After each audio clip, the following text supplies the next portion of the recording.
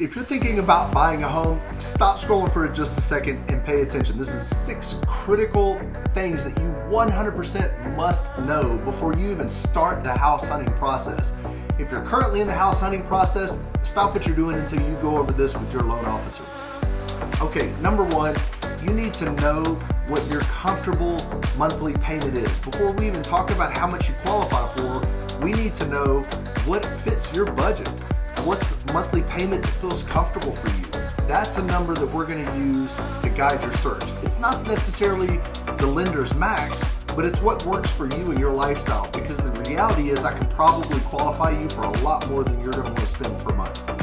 Okay, number 2, step 2, you need to understand your pre-qualification amount, okay? Ask your lender, have you verified my income? Have you verified my assets? I need to get eyeballs on it and look at it and make sure we're not going to have any issues. Once we've done that, then we can talk about the max price point that you're going to be able to borrow. But remember, just because you can borrow it doesn't mean it's going to be comfortable for you or that you should do it. So we're going to stick to what makes sense for you and your goals and your comfort level. All right, number 3 things you must need to know your cash to close. There's a lot of numbers that go into a real estate transaction, and you need to know that going into the deal before you get your hopes up and you get emotionally invested into a house. So let's talk about all the different things. Talk about the cash that you're going to need to invest into this real estate transaction. Number 1, the down payment requirements. How much of a down payment is required based on your loan type? Number 2, you have closing costs.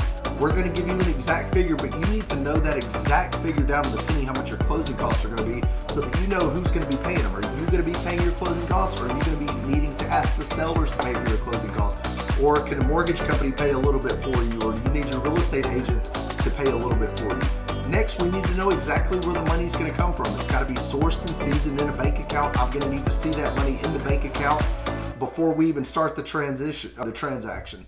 So number 3 or 4, I forget which one I'm on, but earnest money deposit. Whenever you sign the sales contract, they're going to ask for a little bit of money up front in good faith that you're going to go through with the transaction. That's called earnest money. It's negotiable. Get with your agent on that.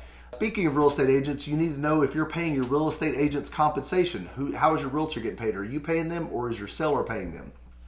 The next thing is a home inspection fee. We highly recommend that you get a home inspection, although it's not required for the mortgage, but we do recommend that you get it.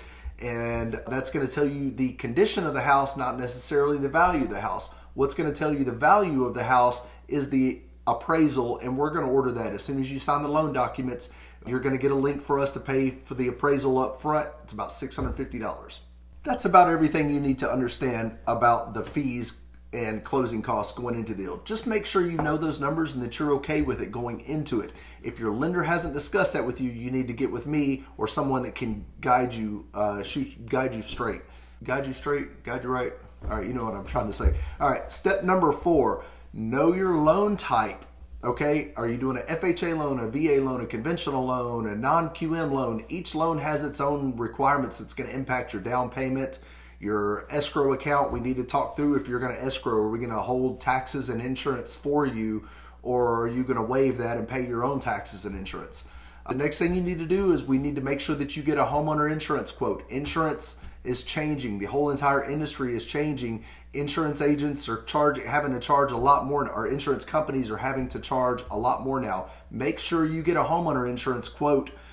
I recommend people doing it before going to look at the property. It takes the agent just a few minutes to get the numbers together for you, okay? Step number 5, understand your closing timeline, okay? Most closings, people like to have about 30 days. We can close it a lot faster if it's necessary, but if you have a steady income, good credit, and you have money in the bank and ready to go, we can close you in 2 to 3 weeks. Most mortgage companies are going to take a little bit longer, and complex files could take even longer to close, but we're going to review your timeline up front so that you know what you're getting into and you can write an offer that's going to get accepted by the sellers, and that we can set correct expectations going into it. And the final step, number 6, you got to follow the do's and don'ts checklist. This is crucial to avoid delays and any surprises. Let's go through them real quick. Do not make any large cash or non-payroll deposits into your bank account. You want to keep your bank account exactly like it is right now. Don't be transferring funds from between accounts, from one account to the other. We will tell you how to do that and when to do that, most importantly. Do not change jobs. Don't co-sign or open any new accounts. Don't rack up any high credit card balances. Do not miss any payments. Don't pay off debts or close credit cards or don't close any kind of debts unless I advise you to do so. The big one, don't schedule movers until we are clear to close. Anything could pop up. And also, don't wire funds until confirming with the title company, the closing attorney, specifically their wiring instructions. You don't want to become a victim of fraud. What you do need to do during the transaction is stay in constant communication with us. Plan on sending us updated pay stubs and bank statements as you get them. Keep funds in your account. You don't want to spend the money that you need to bring to closing. And also, you want to respond promptly when we reach out throughout the mortgage process. Sometimes it can be a lot of hurry up and wait. But these are the things that you need to know from start to finish through the mortgage transaction that's going to make it nice and smooth. So there you have it. There's the 6 things you need to know before you even go house hunting. When we work on this together up front, you're going to be in a much better position to move fast and make smart offers without any surprises. So click on the link to apply. We'll set up a quick 10 or 15 minute call to review your goals and all the details for you. We'll walk through a clear action plan and we'll get you into house hunting with confidence. I am Marshall Sparkman and we're ready to help you win your home. And don't forget to like and subscribe and share this. And also, my business is all word of mouth. So if you know anybody else that needs my services, I would appreciate the referral. Thank you and talk soon.